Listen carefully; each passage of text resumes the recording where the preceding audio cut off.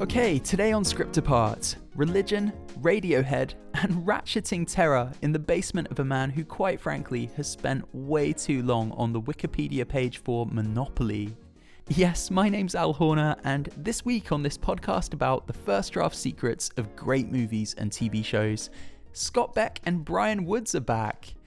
Long-time listeners might remember Scott and Bryan for their fascinating breakdown of the sci-fi horror smash A Quiet Place that they wrote way back in 2020. This time I've got their fascinating confessional on all things Heretic, their theology-themed new thriller which hit cinemas last week and is an absolute riot. Not just written by the duo, but also directed. The film tells the story of two Mormon missionaries, Sister Paxton and Sister Barnes, played by Sophie, Thatcher and Chloe East.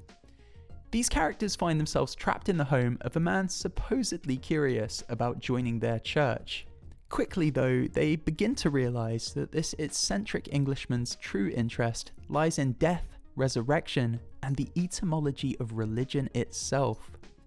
If pulse-quickening tension is your thing, then your prayers have been answered. Heretic is masterful in the way that it builds its surprises en route to a terrifying conclusion, breaking a ton of horror conventions along the way. Bryan and Scott had plenty to say about their personal journeys with religion that led them to this movie. We talk about the good that religion contributes to the world, as well as the worrying ways that it's often leveraged by malicious opportunists in our political spheres as a means of grabbing power. We recorded this conversation a few days before a US election with a real violence to the religious rhetoric at its centre, which definitely made for an interesting tilt to this conversation and an interesting moment in general for this movie to be released. You'll hear about the evolution of Mr. Reed, Hugh Grant's absurdly unsettling antagonist, and there's also mention of a spiritual sequel to Heretic that the guys are working on right now. This is of course a spoiler conversation, so consider yourself warned. Do not listen further till you've watched Heretic, which is in cinemas now. As I say, I can't recommend it enough. A huge thanks to Scott and Bryan for being great guests as ever. And a massive thank you, as always, to our Patreon supporters, without whom this show would not be possible. If you're not yet a member of that community, patreon.com/scriptapart is where you can get involved. It's where you can get ad-free episodes, it's where you can ask your questions to upcoming guests, and it's where you can join our weekly writing hour, in which I get together with listeners every Friday for 60 minutes of creative writing to start the weekend right. That address one more time in case you're interested is patreon.com/scriptapart. Okay, with that all out the way, let's dive in. This is the fantastic Beck and Woods discussing the first draft secrets of Heretic. Thanks so much everyone for tuning in. You're listening to Script Apart, hosted by me, Al Horner, and produced by Camille Demek. Scott, Bryan, welcome back to Script Apart. Such a joy to have you with us again. Heretic, guys. It's a film that probes at some of the biggest questions that it's possible to ask. What is religion? Which is the right one? Where do our religious doctrines come from? All big, heady questions. And in light of that, I wanted to begin our interview today with my own heady question.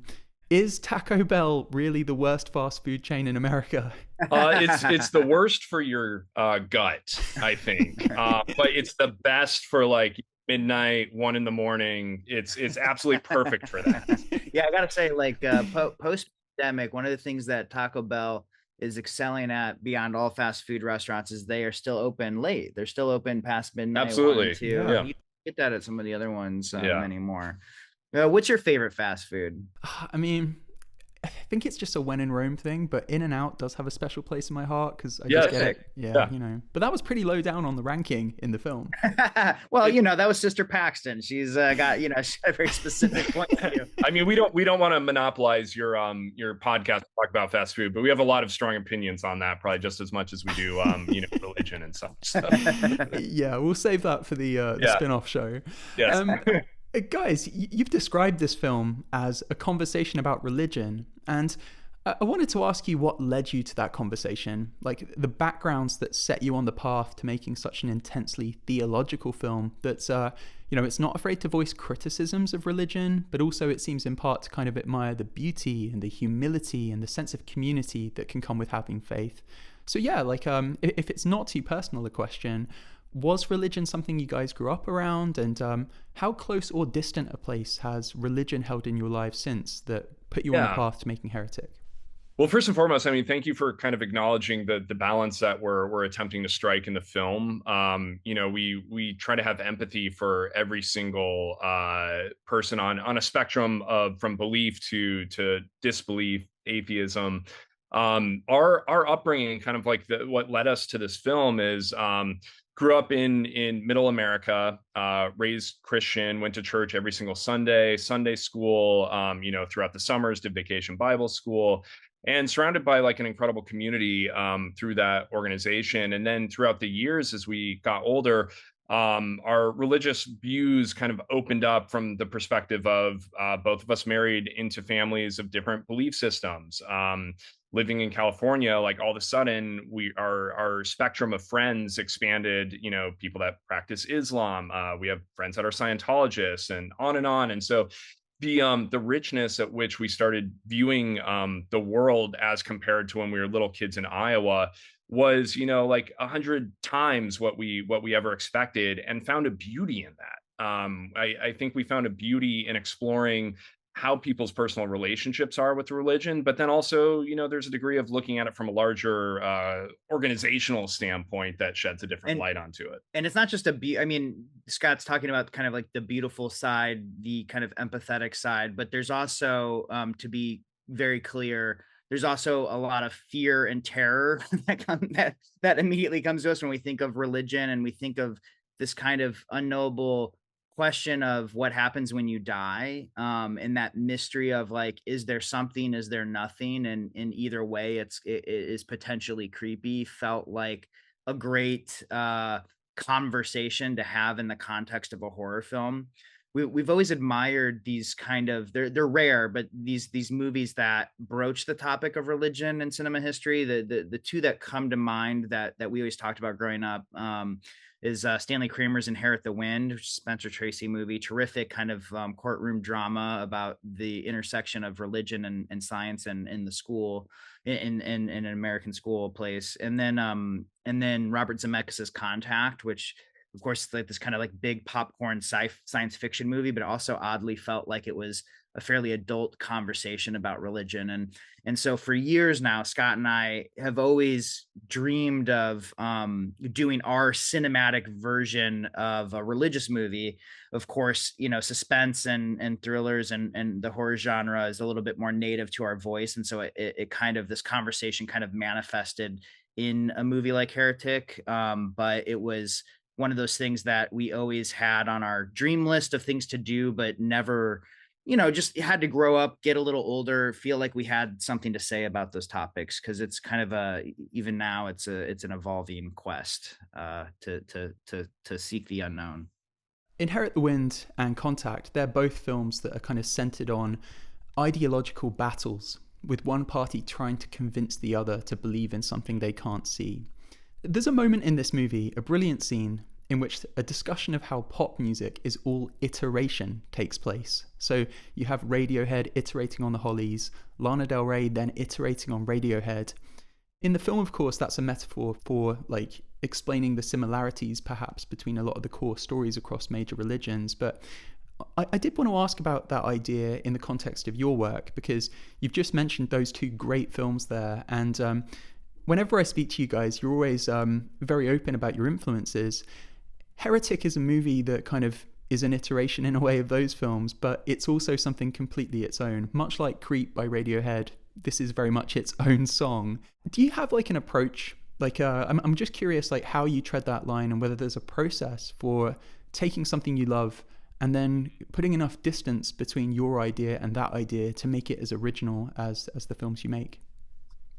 Yeah, I mean, I think, early in our filmmaking journey, meaning when we were teenagers and such, making these movies, I mean, we were making carbon copies of like M. Night Shyamalan movies or Cameron Crowe movies. And I think a lot of filmmakers go through that period because you're just trying to grasp at what the craft is and the stories that attract you. I think for us, you to a certain degree you wear your influences on your sleeve. I mean, there's literally an iteration of a moment from M. Night Shyamalan's The Village that we've injected right into this movie at an integral moment.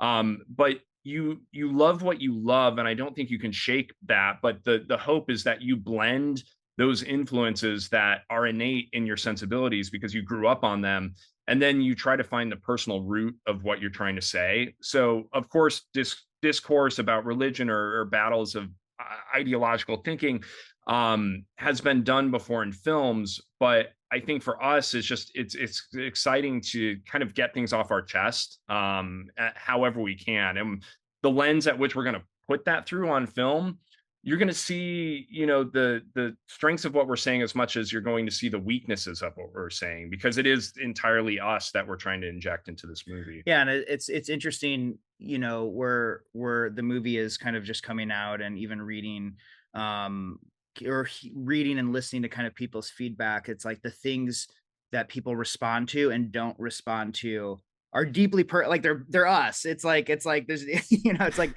somebody doesn't like something about Heretic.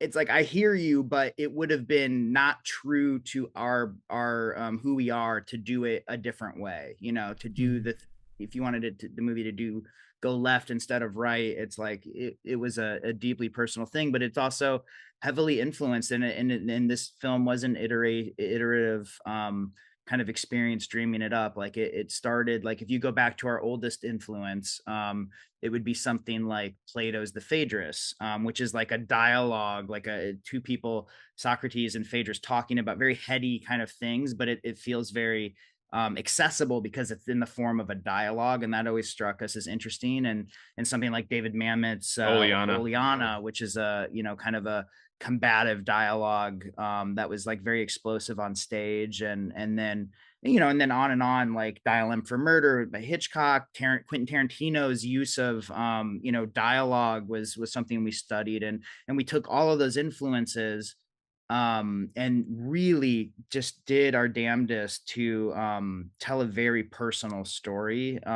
Mormonism is something we encountered when we made our very first independent feature, Nightlight. We shot that movie in Utah, and had never really didn't know anything about Mormonism, actually. This was 12 years ago, and then wow, what is this insane, interesting, uniquely American religion that's brand new, and it's like kind of bizarre. And then we met all these people, and they became like lifelong friends, and against all the weird odds in the world, I somehow found myself marrying into a Mormon family. So all my extended in-laws are a part of the Mormon church, and so these kind of like life influences are very helpful in our work. And this was really felt like we've been dreaming of kind of doing one of those movies where you cut open your gut and spill it onto the page, and that stomach bile is the result of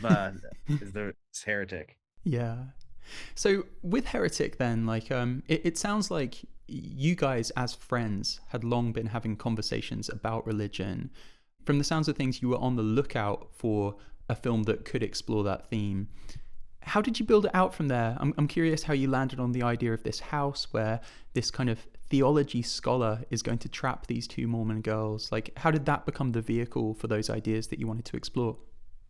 Well, I mean, I think first and foremost, looking at different figures or reading like Chris Hitchens, Richard Dawkins, thinking about cult leaders like Jim Jones or Keith Raniere or L. Ron Hubbard, you're able to start seeing what makes somebody possess the ability to sway an opinion.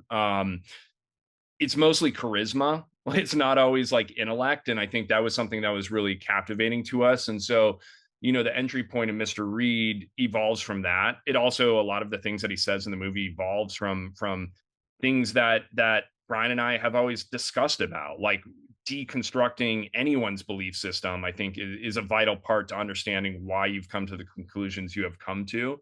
And then I think, from a genre standpoint, certainly like a contained nature of the film, is interesting to us in the same way that Misery is such a captivating tale, where you're trapped, but the danger not necessarily is bodily harm, but it's that your entire uh, ideologies are deconstructed in a way that you have to confront it. And to us, that is more relatably scary than having monsters, from outer space land on Earth. So.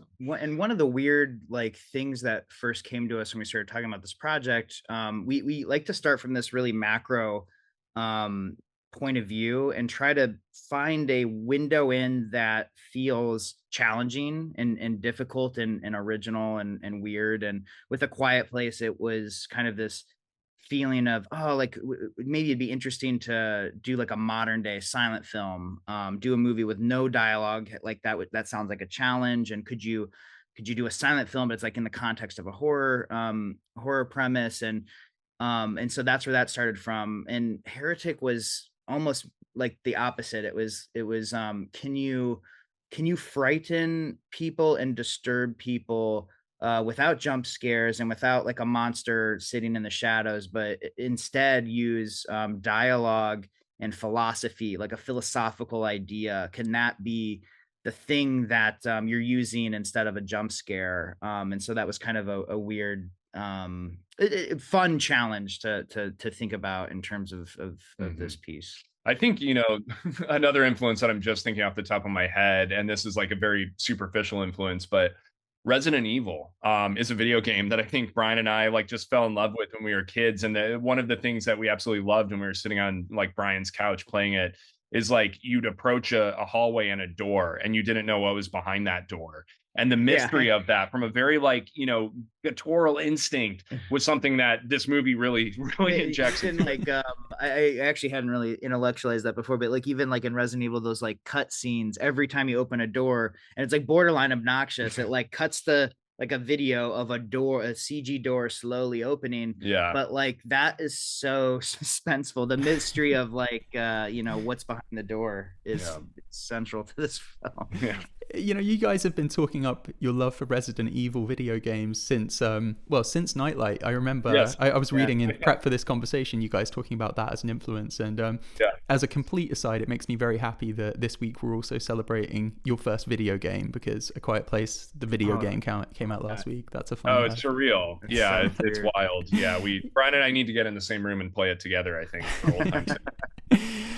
I should ask the key script apart question before we start to dive into some scenes, guys, which is, what did the first draft look like? Did it go through many different iterations? I'm really curious in particular whether there were kind of, in those early drafts, whether there was any more backstory given about Mr. Reed, who the film doesn't over-explain as a character. We're left to kind of figure it out, who he is and what some of his background is.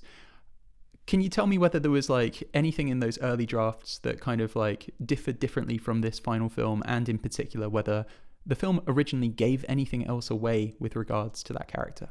The original materials were expanded vignettes of the sister missionaries going about their day, and the first kind of conception of the story. There was a lot. It was more of like a, maybe this takes place over several days. Maybe we, see what it's like for the missionaries day to day, where they sleep, what they do when they wake up in the morning.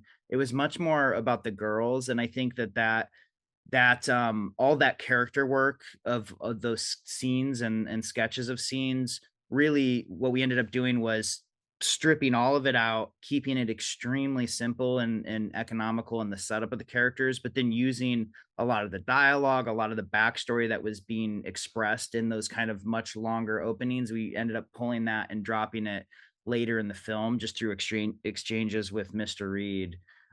This script is highly unusual in our filmography, in the way that it is kind of what it is. Once we started writing the script about 10 years ago, and we got the missionaries up to the point where they sat down with Mr. Reed, and Mr. Reed opens his mouth, and we realize like, oh no, like we don't really know enough about the various world's major religions in order to fluently speak Reed's language. It felt like if we were going to write Reed, we'd be stopping every 5 seconds to get on Wikipedia or reading something. And we didn't want to write like that. The movie was always intended to be a dialogue. And so we felt like it had to kind of flow stream of consciousness. So we put the project on pause for about 10 years and went and did, A Quiet Place and Boogeyman and 65 and all these other things. And then we finally, I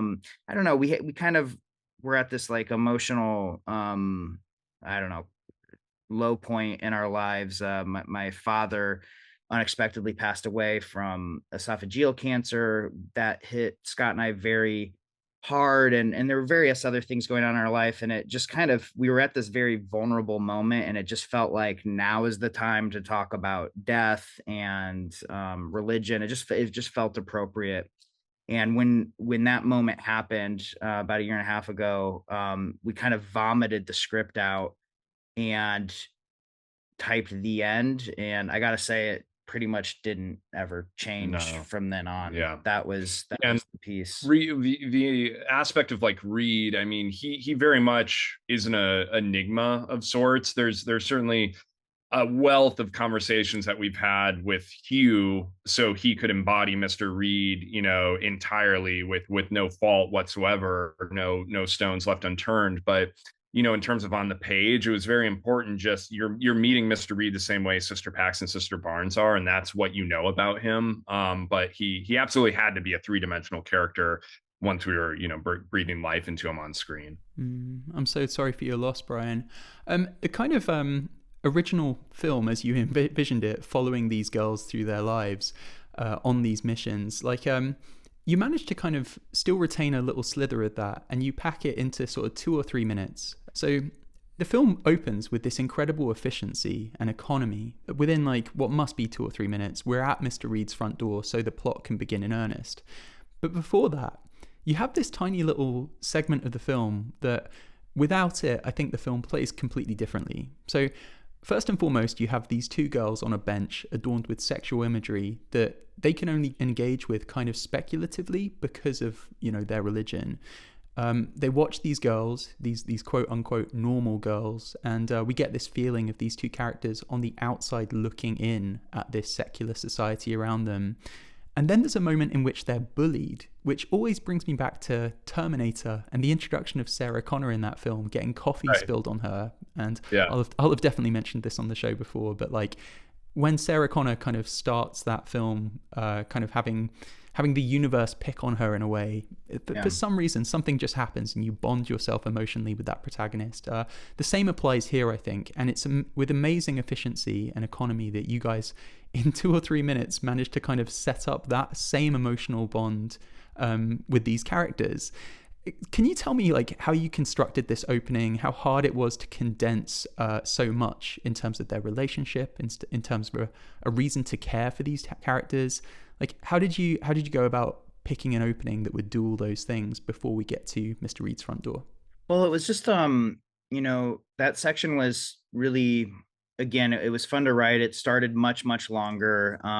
We compressed it down. We always loved the idea of portraying the truth of Mormon missionaries as we know them, because we do know so many Mormon people now. They're a big part of our the community, is part of our life in an odd way, even though we're not Mormon. So we loved portraying the missionaries as yes, there is naivete. Yes, they are quite young, but they're thoughtful and interesting and thinking about interesting things and talking about interesting things. And even though sex is a taboo topic in the church, it doesn't mean that they're not human beings thinking about things that are related to sex. And we also, we kind of loved setting up the metaphor for belief in a church, and the idea of how advertising intersect in selling and marketing, which is, on some level, missionaries are marketing agents going around door to door trying to sell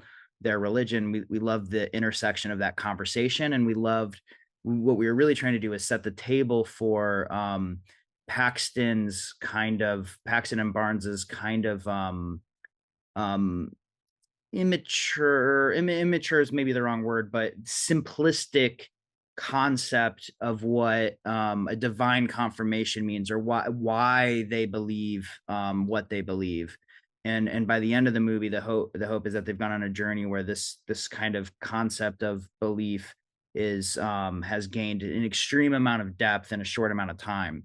Now, you said something really interesting in your question, which was you kind of mentioned, like, without this kind of section or scene, this opening park bench scene, the movie would play quite differently. And what's funny is, you're right. We actually tried in the editing because we're rigorous in our editing process as filmmakers. We're constantly, especially because we're writers, we're not precious about the script, so we're always happy to tear things out and try anything, and no idea is too small to try. And one of the crazy ideas we did in the edit pretty late in the process is we were like, well, maybe we don't even need this park bench scene. Like, maybe we're being indulgent, and maybe this 2-minute conversation about condoms is too cute for its own good. And so we stripped it down and we turned the kind of whole opening into a montage, and it was like they were at Mr. Reed's house in like a minute and a half. It was really tight and condensed, and the whole movie and Paxton's character completely fell apart. Like, the way people,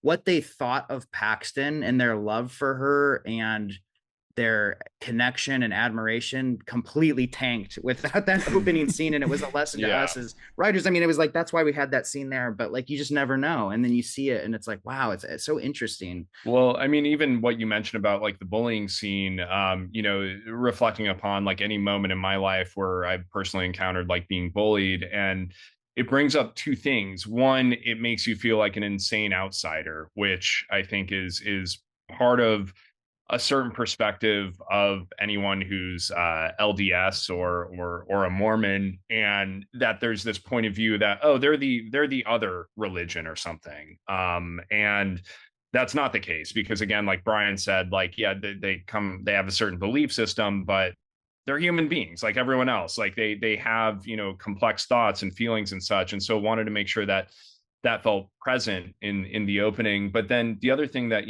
I'm just reflecting upon bullying is it fortifies relationships too, and it anchors somebody that goes through that with you together. And that's certainly something with Sister Barnes and Sister Paxton, who by virtue of being Mormon missionaries, you're paired up with somebody that you don't really know, but you go through this mission together, and throughout the course of that, there's a kinship that's kind of built. And in the realm of making this movie, it's like there's a kinship that is hopefully built between those characters and the audience in that moment too, which is so important to find a human way into the characterization.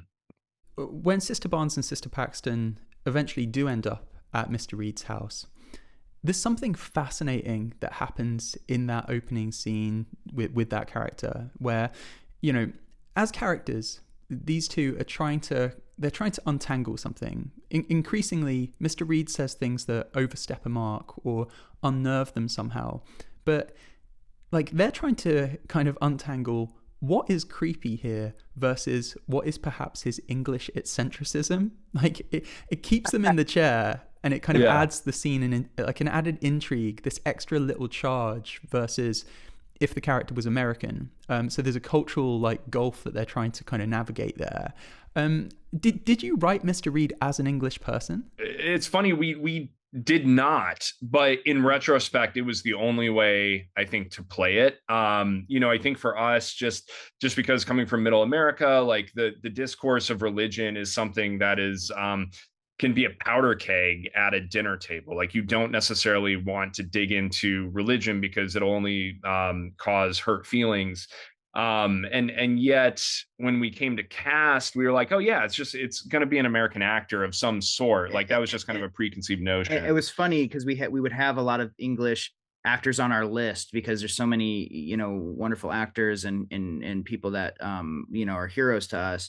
And then we would go, but I don't know, like, accent, that's not how we saw it. And then the more we started to zone in on Hugh Grant, we were like, what do you mean that's not the way we saw it? Like clearly Dawkins and Christopher Hitchens, like all these influences on the character, like that's like native to the voice of Mr. Reed. And then we felt stupid for not thinking, for not seeing the obvious connection there. And I think there's also like a sense of like the cultural norms where there is a degree of like, oh, are we being awkward because we're two missionaries, from Utah and Philadelphia, and this is the way that we communicate, but he's from England and he has a different way of interacting, and we're just dealing with weird social norms that are disconnected. And the discomfort of being in a conversation with somebody where you feel like you're not entirely gelling, and then adding on top of it a religious debate, or you could step outside the movie and like if you're talking about politics,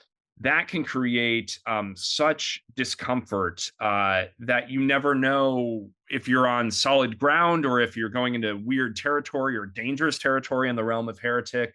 And so we always loved like the sense of shifting sands underneath the feet of Paxton and Barnes, but also the audience where you're not quite sure, are you in a horror movie or is this just a very verbose movie that's presenting a lot of ideas with you? And that was exciting to us as soon as the light bulb went off in our mind and we were like, Hugh Grant could be in this movie. And then that became, the light at the end of the tunnel where like that has to be the only way out of the script and into making the movie.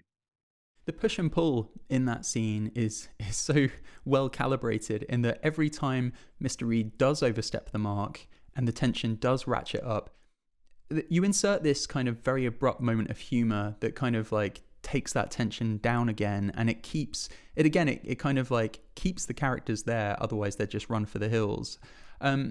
That kind of continues throughout the first act. Like we have Mr. Reed getting out the Monopoly game at a time where that's the last thing anyone in the auditorium expects in terms of the audience. I had no idea, by the way, about the landlord's game and the history of Monopoly as kind of in the kind of spirit of capitalist fucking people over as the game itself. Like the backstory is insane. But yeah, like the kind of moment where we tip over into something where you can't deny this is a horror movie anymore is when Barnes and Paxton are like presented with the two doors, and Sister Barnes opens the one marked Believe, and she's staring down into this basement. At that point, I had absolutely no idea where the rest of the film was heading. I wasn't sure whether there was going to be a supernatural component that was introduced or not. Of course, what happens is they go down into the basement, and it's there that we meet the prophet. Tell me about that character and this segment of the film, guys. Like, I'm really curious to know, like, whether there was ever going to be an actual religious miracle, whether, there was, when you were imagining this story and this script, there was a moment at all where you were going to legitimize Mr. Reed's, everything he's doing here by kind of adding in something supernatural. It's such a weird movie to talk about and a weird script and writing process to talk about. It was, we felt like Paxton and Barnes as we were writing this. We felt like, where is this going? And we felt the terror of them walking down the stairs. And it really felt like, and this is going to like not make any sense, and it's going to sound absurd, I'm sure, but it just felt like Reed was a living, breathing character, and we were stuck in the mousetrap as writers trying to figure out how to get out of the mousetrap. And so it's not like this wasn't like we outlined the script rigorously and spent 5 months building this kind of, this is what happens. It was very much like, where is this going? I think like we approached it with there's two things that come to mind. One, I think we approached it with like a foundational perspective of what we wanted to like explore, meaning the parameters of like religion and cult and why we believe what we believe. But at the same time, like our writing process in the last few years has evolved to the point where we want to leave a lot unknown to us, because that's the exciting part. And that's where, because there's two of us, if Bryan writes a passage of 10 pages and I have like maybe a vague idea of where it's going but not 100%, he sends it to me, and then I can kind of be the first audience, and I can tell him this really was exciting where I read this, but then I think this turn actually could be much more engaging. And so then we workshop that, and it creates this like back and forth of audience participation in a way. Yeah, and it's not some like that potentially sounds like some kind of like weird game of like exquisite corpse where it's like one person writes this and then another person like we have an end goal, we have a trajectory, we understand read. Our process is very much it's not so much outlining and putting like a structure down on paper, but we're talking constantly about Mm-hmm. like this is the feeling we want, and this is what Reed is up to, and here's his kind of end goal. So I'm thinking about this, and then Scott gives feedback. Well, I agree with you on that, but if you do that, this, and I was thinking more like that. So it's a constant, like we're having a Mm-hmm. dialogue, and we're really like workshopping kind of different ideas and things. Yeah. But I love that you brought up, your experience in that moment, that you were wondering, could it be evolving into something supernatural? Because that's certainly, a conversation that we were having actively during the creation of this film. But it also was something that we were reflecting on upon the idea of religion, that in holy text, like there's so many things that if you were to pluck it out of the Bible, for instance, and put it in modern days, you'd be like, oh, that's a supernatural occurrence. Yeah. And there's a degree at which some people, I think, frankly, I could argue everybody on planet Earth would want to see something supernatural or something that defies logic. And there's a degree in the movie that we're playing with that, where we're setting up to the audience certain parameters that you might be led to thinking something supernatural will happen. But what we also are doing is then we're not going to deliver that. And there's other moments in it that we're not going to deliver on. Spoiler territory with Topher Grace's character, who plays Elder Kennedy. You expect one of two things. You're probably expecting he's going to be like Scatman Crothers in The Shining, where he's going to come back, try to save the day, but then he dies. Or you think he's going to intervene in a different way and actually come and save the day. But what we're doing is anticlimax. He comes back when you think like, okay, he's rung the doorbell again. He's going to save the day this time. And he hands over Reed, text from the Church of Jesus Christ of Latter-day Saints, and then leaves and never to be seen again. And it's totally undercutting what you expect and maybe disappointing, but that to us has a parallel to miracles and supernatural aspect. Yeah, we are definitely playing many times throughout this with the very dangerous tool of anticlimax. You never as a writer, you especially when you're making a studio film, you never touch the anticlimax tool because it is inherently disappointing. You only do it you're only allowed to do it when you make an A24 film, really, but Yeah. It's like something we've wanted to do for so long because it's a powerful tool and it can say a lot. And in this case, it's kind of expressing a metaphor for religion and faith and belief, but it's inherently disappointing. Yeah. But that's enjoyable. It's Yeah. fun to have a movie that has some payoffs that are satisfying, but we also wanted to have some payoffs that are utterly kind of just like, I think we made the mistake of doing that in past films unintentionally. So this time we're trying to do it intentionally. You guys have obviously adapted Stephen King, so it makes sense to hear you talking about being kind of pantsers in terms of your approach to this project versus plotters, that's his kind of delineation of the two types of writing. Is that always the case? Do you tend to kind of discover the story on the page as you go along?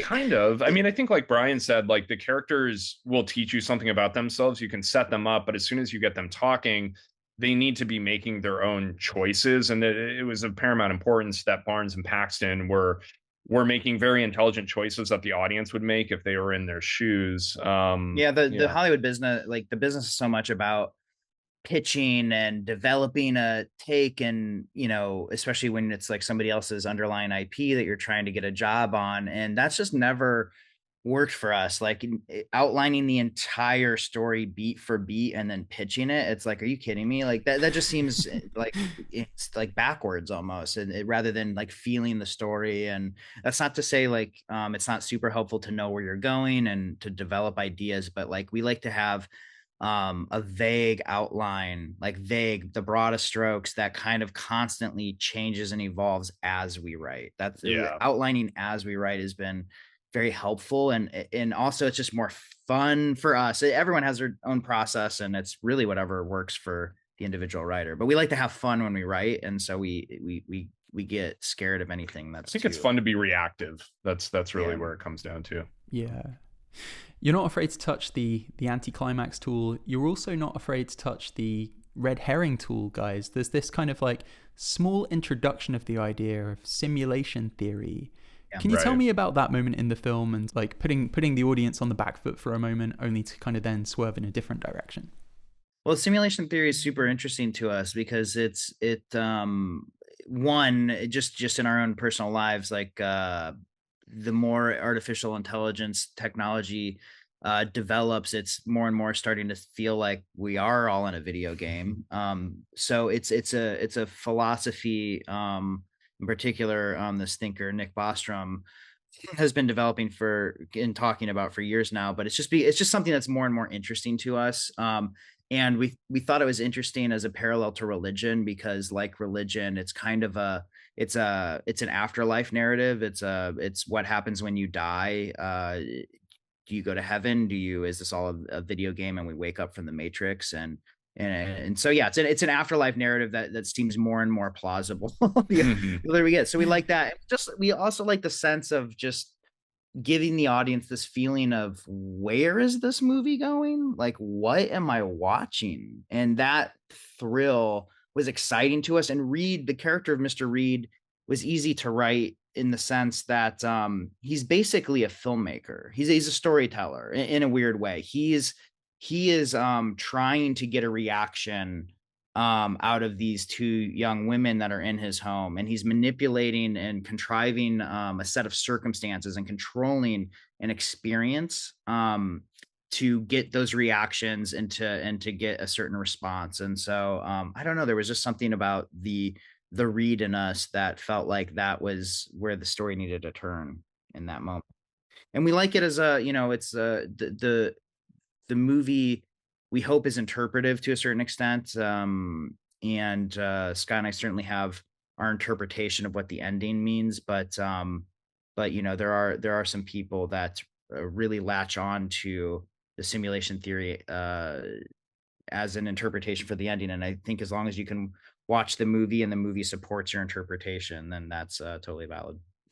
I do want to ask about the ending, but first, there's a really pivotal line that kind of lands like a punch as it's kind of revealed what this has all been for. Mr. Reed says, "The one true religion is control." What does that line mean to you guys?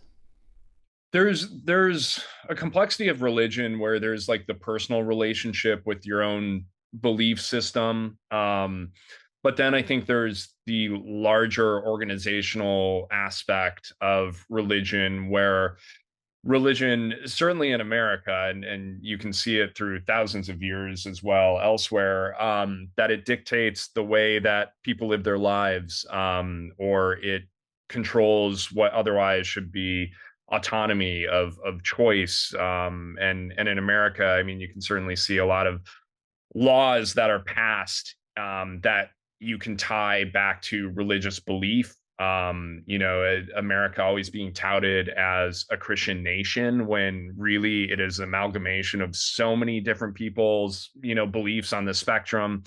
And so you can look at control in so many ways, the way that, the relationship of men and women in religion, dating back to Eve coming from Adam's rib. Like there's a bit of misogyny that is in there, and females not being able to be pastors until relatively recently in human history.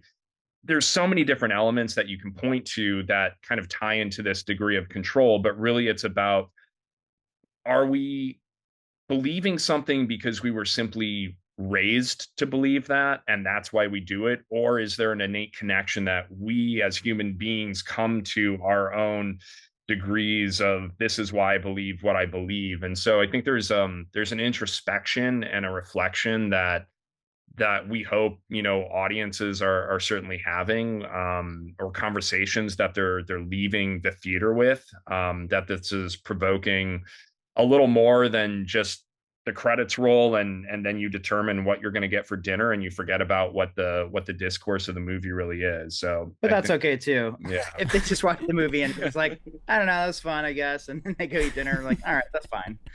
We've been there. They don't have to have a religious existential crisis if they watch the movie. But it would be fun if they if they chat about it a little afterwards. You just alluded there to some of the kind of law changes in America that have been rolled out in the last few years that are tied up in kind of ideas of religion. And we, of course, are recording this conversation the week of an election that, you know, one of the candidates is very much kind of leveraging a fundamentalist Christian sort of audience. How much of like that atmosphere that's been in the culture for the last few years, how much of that was leading you to some of the ideas in this film, do you think? Do you see the places in the movie and in some of the ideas that Mr. Reed like puts out there? Do you see some of those conversations from real life spilling into the film? Yeah, I mean, well, we can't avoid it. It's just it's a part of our lives, it's part of our conversation. We live in the middle of America, in the state of Iowa, which is kind of it's a little bit of a city, but it's also just we're surrounded by cornfields and farm country, and it's a very kind of divided area, which is really interesting because you meet a lot of different people from different walks of life. It is interesting in our country how a candidate like a Donald Trump has kind of this odd stranglehold over the religious, what people call the religious right, when it's so obvious to anyone paying attention that the man's religion is himself, that he is kind of God in his own world and doesn't appear to have any, you know, like he's the kind of candidate that would say like, you know, I love the Bible, the greatest book ever. And it's like, you've never read the And then Bible. they ask him his favorite Bible verse on air, and it's like, that's a personal thing. Like the idea of him being a charlatan, it's so obvious. But yet, you know, I think most people, it's like you know, he's like a brand. He's a brand that is selling success and maybe selling the virtues of religion, even though he shares none of them, and that's enough for people. And I don't know, it's interesting. It's interesting that we're releasing this movie during an election. I don't know if that's a good idea or bad idea. It's strange times, and you know, this movie is kind of subtextually commenting on just this kind of like the social media world that we live in that is 100% hot takes on any side of any subject, and there's no nuance and thought and conversation anymore. And I don't know what I'm saying. I'm just rambling now. Just we're living in such bizarre times. It's fucking crazy. I think one thing we haven't spoken about, but that is really integral to this film, is how, like, I suppose often in horror films, like the final girl or the final girls in this case would be kind of like, they'd be finding sort of physical ways to sort of get out of their predicament. They'd be fighting back in sort of scrappy, resourceful ways. But in this film, like, there's an intellectual fight back from these characters. They go toe to toe with Mr. Reed on his ideas. And I love that back and forth. And I think, like, one of the things that kind of grows across the film is your understanding that these are smart characters, and they're self-aware characters. Like, there's a beautiful, beautiful moment after Sister Paxton's been stabbed in which she talks about prayer. And it's such a self-aware kind of statement about, like, how it's not really about your prayer being answered. It's about, like, the act of thinking about others for a moment, and there being something almost divine in that, regardless of whether or not there's some sort of divine intervention to be had through the act of prayer. Can you talk to me about, like, making these characters as smart as they are and giving them that self-awareness? Because the film, again, takes on a whole different slant because of it. Mm-hmm. Well, I mean, to a certain degree, to answer that question, I think, you know, it kind of goes back to what Bryan was saying about, like, we live in, you know, this culture that on social media, you can write somebody off so quickly, you know, with political discourse. We don't have to go into a diatribe about it, but you think of, like, certainly in America, like pro-life versus pro-choice, and you can write somebody off so easily just based on what they're putting forward. But if you actually have a conversation with somebody, you can understand why they're coming to that conclusion, why they think that policy is the best policy.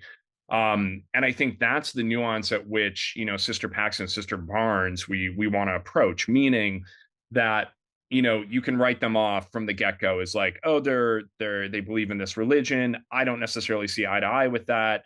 They must be nuts, or I just don't agree with what they're doing. But as you go deeper into it, it's like we're human beings. We're incredibly complex. You can't just lump somebody in with everybody else. And when Paxton comes to that dialogue about prayer not being real, for us, that creates a complexity of a human being, somebody that seems very devout, and yet they are aware of the world at large. And so for her to admit that she doesn't believe prayer is real, but that it's nice to think of somebody else, to us, that the hope is that says something about the core nature of her human being, that she leads with love. And that's something that Reed necessarily isn't doing. And maybe at the end of the day, if you remove religion from the entire conversation, maybe, being a good human being is at the core of the way to live your life. And that's the ultimate thing that you should have to carry forward out into the world. And so I think that's kind of at the crux of what we're scratching at there. What do you think is going through Mr. Reed's head in that moment as he dies? Because again, it's all written on his face. The film doesn't want to give too much away about like his character and his background and what his big master plan is, if there is one. Yeah. How did you approach like what's going on for him? Because it seems like you've told Hugh something because it's etched onto his face. I appreciate you picking up on that. And that's the fun and brilliance of somebody like Hugh Grant. He does so much homework ahead of time, like months and months of conversations and trading emails back and forth, and him digging underneath the surface of who Mr. Reed really is. But then you get to set, and he's happy to do many, many takes, but each take is different than the last. And one of the things that he talked to us about, and he did on set, was he did a version where Reed, as he's crawling over to Paxton, Reed's still kind of in game mode. Like he's still having fun with the fact that they're both in this precarious situation as they're bleeding out, and what's going to happen next? What's the excitement of what we're going to discover? But then something that really connected to us in a deeper way was Hugh was like, but maybe there's a version of Reed where there's a vulnerability at which we have not seen in the movie yet. And it speaks to something underlyingly broken about who Reed is and why he is the way he is. The same way you can see something like as Hugh puts it, like the jelly inside of anyone who's a villain. There's something instinctively human somewhere inside of everybody. And he brought that out in the take that ultimately we fell in love with. And it feels like a nuance because you're scratching at, well, what is Reed thinking in these final moments as he's about to confront the great unknown, which to us, that's at the heart of this movie. There's a fear of death, the fear of unknown. And the image of the butterfly at the end is such a beautiful callback. It kind of could play out many ways. Like for a moment, I thought it might end just on the shot of the butterfly on the hand, but that would confirm one stance on religion that and the afterlife and all these different things that I don't think the film has. Instead, you introduce this note of ambiguity, but there's also quite significant beauty in the ambiguity because it doesn't really matter in a way whether the butterfly is there. It's about how real it feels to Sister Paxton in that moment. Talk to me about that moment, the decision to end the film that way. Beautifully articulated. It's very hard for us to, we find it challenging. First of all, it's challenging to talk about this movie in general, and your questions have been amazing. And the more we talk about this movie, the more we think we should stop talking about this movie because it doesn't, like, if we could have talked about the things in this movie, we probably just would have had a conversation, made the movie. It's really, really tricky. And when it comes to the ending, it's even more tricky because we felt like there's a feeling we have as filmmakers where it's like, all right, we've been talking for 2 hours. Like the audience came to our TED Talk and came to Mr. Reed's, certainly Mr. Reed's TED Talk, if not ours. And And the hope was always that the audience would get to the end of the movie, and then the real conversation would begin when people leave the theater. Now it's kind of theirs, and that is what we're so excited as the movie starts to come out, to just start hearing what people took away from this moment at the end. And everything was kind of engineered with that in mind. I think if people revisit the film, I think that they'll notice multiple kind of seeds of what the butterfly could or could not mean. I think it might enrich their kind of experience and interpretation. But yeah, basically I'm just going to keep rambling about this question because there's nothing we can say that's going to be interesting or satisfying about the ending. It really does belong to the audience at this point. Did you go back and forth about the ending at all, or was it always, did you instinctively know that was always the way to end this film? It kind of, just from the script standpoint, like it kind of spells out the questions rather, and not the answers. And I will say, like, there was a part in the process, and I'm not specifically talking about the butterfly when I talk about this, but there was this feeling of the ending at large. And every movie, particularly studio movies, when you make these films, there's always this moment of gauging the audience satisfaction, gauging like you do like a test screening, and the movie gets a score, and then the studio's like, we got to get that score up higher, and every movie gets put through this kind of meat grinder, because the higher the movie tests, the better the word of mouth, the more money it makes. It's 100% a financial decision, right? Every movie goes through this thing. And part of the reason why A24 movies are so special is they're one of the few studios who could give a shit about audience satisfaction. Okay. And so there's a degree of this ending where there are things that we hope are super satisfying, but there are also things that are a little not quite satisfying. And so we, as audience lovers, we serve the audience as filmmakers. There were moments in post-production where we were like, okay, well, I know what would satisfy the audience. We could do this, and we could do that, and we could do that, and we could shoot this thing, and they'll be so satisfied, and they'll be so, whatever. And then we were like, is that what we're trying to do? Like, we're trying to like satisfy? Like, no, we built this to kind of, hit people in certain ways at certain moments in the final, the final 20 minutes, I would say. There are certain items of dissonance. And so we were playing with that and utilizing that, and A24 and our producers gave us the confidence to basically just trust the script and lean into what we had written and not kind of second guess it. And I can't tell you how refreshing that is, because it's almost never goes that way in Hollywood. And we even, it goes as far as to like, we feel like a lot of movies feel the same that come out in theaters these days, not because they're all sequels and remakes and comic book movies, which is part of the culture, that is a thing, but it's because they all kind of go through this audience satisfaction grinder. And so it was such a joy to be able to kind of throw that out and trust the material.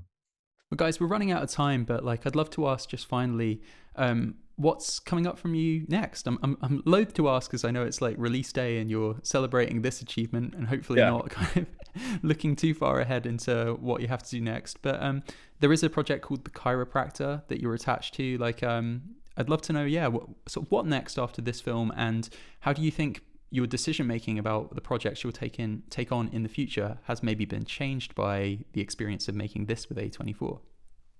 We definitely want to concentrate on getting deeper into our own, personal interests. I mean, that's not to say like every movie we've done has been void of getting personal, but I think just digging deeper into what has captivated our attention or our lifeblood. There's 5 things that we're juggling right now, ranging from like a spiritual sequel to Heretic, where it discusses kind of a richer tapestry of things that are percolating in our culture. There's a huge sci-fi movie that has been living in our brain for like the better part of 10 years, and we're just like would be so excited to see it on screen, because to us it feels like nothing we've ever seen before.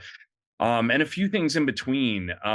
So we're in that writing process of kind of the unknown of what's going to like pull us in that direction. But these ideas, just like A Quiet Place, just like Heretic, they've stuck around, and those are the ideas that usually captivate us, and hopefully we'll land with audiences once they get made, if we're so lucky to get another movie made. Oh, well, my fingers are crossed, guys. It all sounds amazing. I will let you go and enjoy your release day. Please have some blueberry pie in celebration. That seems only right. But guys, as ever, it's such a delight chatting with you. Thank you for coming back on Script Apart. Always, yeah. Such Thanks for such a great conversation. Huge fans of the show. Thank you so much.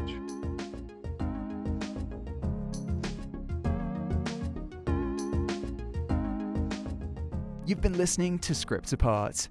Thank you so much for tuning in. A reminder that if you want to help the show continue to grow, you can join us on Patreon by visiting patreon.com/scriptapart or clicking the link in today's show notes. Thanks again for joining us. We'll see you next time.